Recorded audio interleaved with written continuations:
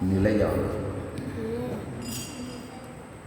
நெருங்கல் புலன் ஒருவன் இன்றில்லை என்ன பெருமை உடைத்தே உலகு. நேற்று இருப்பவர் இன்று இறக்கலாம். நேற்றைய நிலையை இன்று இழக்கலாம்.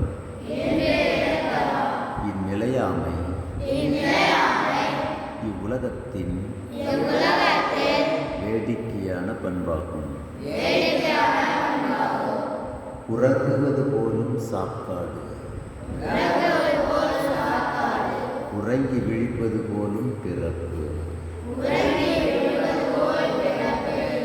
மரணம் துக்கத்தை போன்றது, பிறப்பு தூங்கி எழுவது போன்றது. பிறப்பு தூங்கி எழுவது போன்றது.